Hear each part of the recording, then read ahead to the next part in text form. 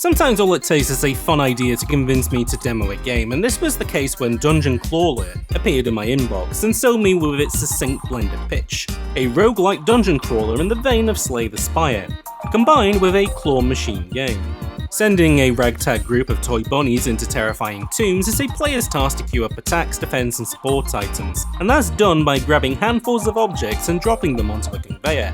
Of course, that's easier said than done, like it is with real crane games. The claw moves along a horizontal line and only descends and grabs when stopped in place, at which point you're no longer in control and wobbly physics kicks in.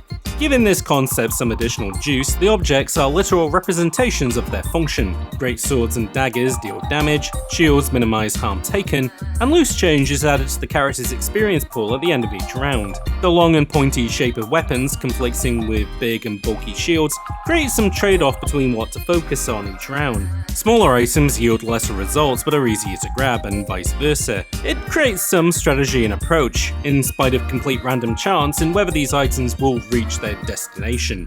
It's fortunate then that each round allows 2 turns of grabbing a handful of goodies, because that first attempt is always going to test a grab before fully committing with a second. As more exotic objects are thrown onto the field, the task of outfitting rabbits becomes more challenging, and in roguelike fashion, eventual death leads to lessons learned. In a year where Balatro dominates by using poker to onboard deck building, it's no surprise other developers are taking a similar peanut butter and chocolate approach to see what great games appear. Dungeon Clawler excels at mining all the great opportunities of its concept, finding fun ways of mixing its crane game layer with the resulting combat. There are enemy types that directly influence that layer, like a poisonous belcher that throws toxic materials amongst what can be grabbed to add some danger amongst the debris. Sometimes water is poured onto the playing field, causing lighter objects to bob on the surface whilst others sink to the bottom.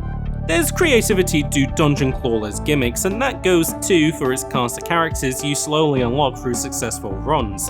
One of the first is a cybernetic bunny, and their gimmick replaces one of those claws with a magnet. It guarantees objects are collected and deposited onto the conveyor, but with a twist that it only grabs metallic trinkets like swords, coins, and some trap items. It's quite difficult to hate Dungeon Clawler for how much fun the developers are having with the concept, but ultimately it's not a rogue I particularly like. It's down to that unfair randomness that underpins crane games. Their tests of depth perception and timing, but uneven terrain and object grip, are ultimately out of a player's control. There is strategy in what objects to pick up and what upgrade paths to follow to push item generation to favour players' odds, but these plans hinge on the physics behaving themselves. During play, there were only a few places the claw's physics could be changed beyond outright replacement, so instead Clawler adds more objects to the field, leading to frustration as the gap between what you want to achieve and what actually happens widens. While the roguelike genre thrives on unpredictability, Dungeon Clawler offers few options to recover from bad plays. And with that lack of strategy, the concept loses steam quickly, and I'll admit I lost patience with the title before I saw the entirety of its unlocks. Oh, I missed! I don't enjoy giving negative feedback on games, especially ones from new developers who were kind enough to let me review their work for free. So to turn my feedback into a positive, I hope that they can learn from what works and what didn't with Dungeon Clawler for their next release. The team is incredibly talented, and it reflects in how the synergy of the Clawler concept is handled across the game. From the interesting gimmicks they came up with, like magnetic objects and poison debris, to the fact the playable chaos look like the kind of toys you'd pull out of a crane game. This is all an appreciable attention to detail that even the big developers rarely pull off.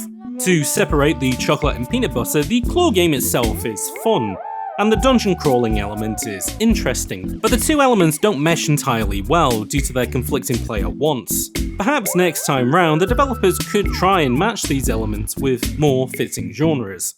For example, one of my favourite claw crane inspired games of the past few years was HAL Laboratories' Part-Time UFO. Combining a claw grabber with a block puzzle action game, sloppy rigid body physics of a claw can be accounted for by complete character control and the allowance to stop, drop and readjust.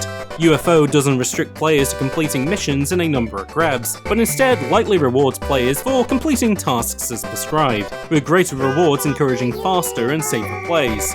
If the developers of Clawler wanted to attempt an RPG-like setting again, the importance of the Claw game could be adjusted to have a similar friendliness as part-time UFO. Instead of generating attacks and defense, each bunny could have base statistics that are improved through your crane plays. Playing into the comedic, rigid body floppiness inherent to these games, players could be asked to pick their bunnies up and drop them into enemies to directly attack them. But for now, Dungeon Clawler is an interesting experiment that I am recommending, at least for fans of the genre who may gel with it. The strength of its concept is enough to grab attention, but much like the crane games it emulates, that interest can fly away awkwardly when the reality of its rigid body physics and punishing roguelike difficulty sinks in. However, to celebrate the developers' achievements, like how well the concept was explored and all the opportunities they mined from it, I am keen to see what they do next. That even goes for whether it might be another experiment in mashing two notoriously difficult genres together.